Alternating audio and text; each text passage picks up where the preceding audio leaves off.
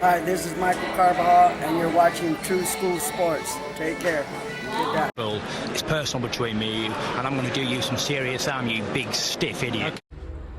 The Untouchable True School Sports Empire proudly presents something the boxing game's been missing. Hey, what's going on? It's your boy BT, and I came here to talk some boxing with the thousands of True School Sports subscribers. Now, a lot of people have been wanting me to speak about this particular topic, so, you ask, and we got to get people what they want here on True School Sports. Now, it's been reported that Teofimo Lopez's next opponent and his next fight is a done deal. It looks like we do know who he's going to fight next. So y'all can save the date, mark your calendars, and take some time out of your schedule, because Teofimo Lopez will be making his second fight at 140, his second appearance at 140 against none other than Jose Pedraza. Now, Jose Pedraza is an interesting character because Pedraza on paper, right? When you look at what he's done on paper, he had his last fight with Richard Comey, which I thought was very close.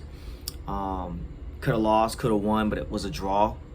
And then he had his fight Jose Ramirez, which was a loss as well. And I don't think he lost to Jose Ramirez. I thought the Jose Ramirez fight was actually pretty close. I actually thought he could have gotten a draw that fight, because really, I thought both men in that fight left a lot to be desired. So you look at those two fights, and it's not the most impressive thing. But then before that, he knocked out undefeated fringe contender / prospect Julian Hammerhands Rodriguez. He beat Javier Molina, who was coming off the Amir Imam win, and he beat Mikhail S. Pierce. So he had a good little 3-fight run, and then he fought some of the better guys in the division, and he's been competitive, but he hasn't been able to get over the hump.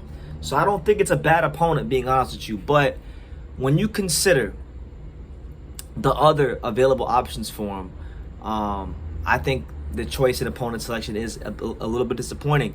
You have Sandor Martin, who was considered as an opponent for Teofimo Lopez. He just beat and outboxed and retired Mikey Garcia, and he hasn't been able to secure a big opportunity over a year following that win. So it goes to show you, sometimes in boxing, you could be a good boxer, you can get a significant win against a big name, and it still may not go in your favor if the politics aren't favored towards you.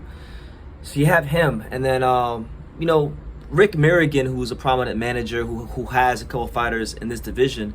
He has Jose Ramirez, who he's saying that Teofimo Lopez is ducking, which to me, I'm not going to sit here and say he's ducking Jose Ramirez, because he's fighting a guy, in my estimation, who I thought at least deserved to draw Jose Ramirez. So I'm not going to count Jose Ramirez. But the one fighter in this weight class and the fight that I thought would have been the most ideal to really see where Lopez is at was Arnold Barboza Jr. With all respect to Jose Pedraza, because I do like Pedraza, but I thought Arnold Barboza Jr. was the much better opponent, because Arnold Barboza Jr. is undefeated. Arnold Barboza Jr. is highly ranked. At this moment in time, as we speak, Arnold Barboza is number 8 in the WBC. He is not ranked in the WBA. He is not ranked in the IBF, and he's number 4 in the WBO. So he's ranked with 2 of the 4 governing bodies, and he's a guy that is solid. He's undefeated. He's got a good record.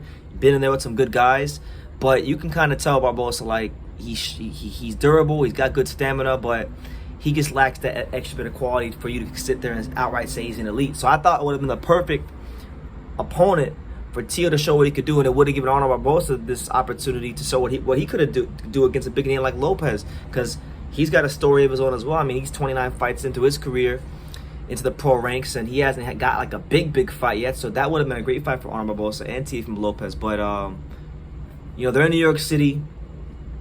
New York City is a Puerto Rican area, so they picked a Puerto Rican fighter, and that's why I think we got to Jose Pedraza. Now, as far as the fight goes stylistically, we've seen it with Pedraza. I really think this fight is a good fight for Teo, because Pedraza can box, Pedraza can move, Pedraza has the ability to box you going off the back foot and counterpunch you at times. I think he's at his best when he's at mid-range counterpunching you. But Jose Pedraza's biggest problem, and it was his biggest problem in the Comey fight, it was his biggest problem in the Ramirez fight, and this is the one thing that prevented him from winning those 2 fights. And I think if Teofimo Lopez is as good as I think he is, it'll be the reason why he loses this fight in decisive fashion.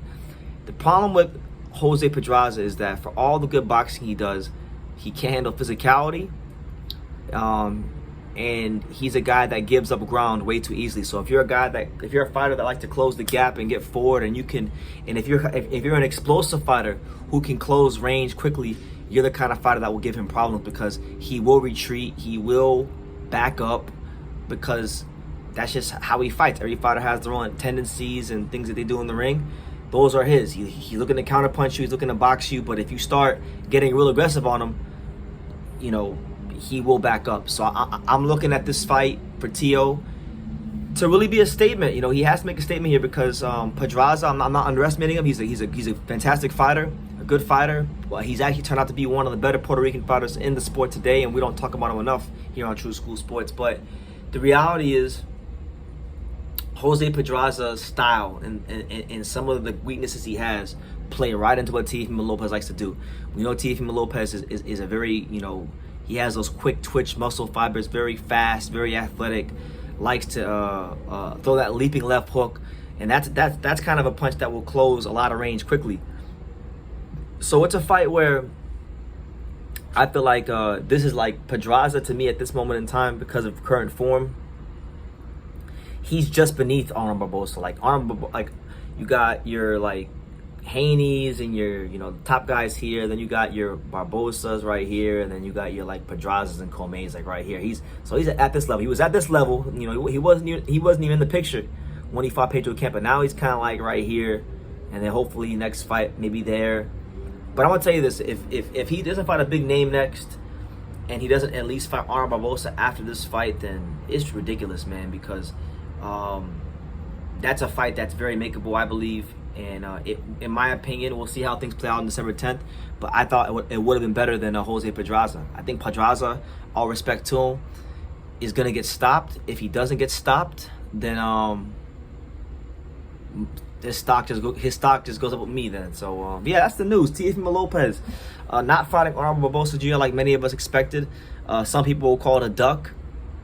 Feel free to do that. I'm not going to say that it's a huge duck, because I mean, it is a bit of a duck, but it's not like he's fighting a nobody. He's fighting Jose Pedraza, a guy that, you know, has given some of the top guys in this weight class good fights, and is a good measuring stick fight at this point for Teofimo Lopez. So yeah, more on this fight when it gets closer. But yeah, let me know what you guys think. Initial thoughts: Teofimo Lopez, Jose Pedraza. What do you think about it? Leave your comments down below. Make sure you guys take the time to subscribe. And like I say in every single one of these videos, you can love me or you can hate me, but I'm just a kid from Didnt. So until next time, take care, guys. Just like Mayweather's uncles would say, a lot of people don't know shit about boxing. You know, you do. You've done it. Thank you. You about the only smart guy that I know, bro. Nobody knows shit about boxing. I appreciate it, man. I want to say, man, make sure to follow True School Sports, always covering boxing at the highest level, man, and make sure to subscribe to his YouTube channel. Follow him on Instagram at Just a Kid from Didnt as well. He the plug.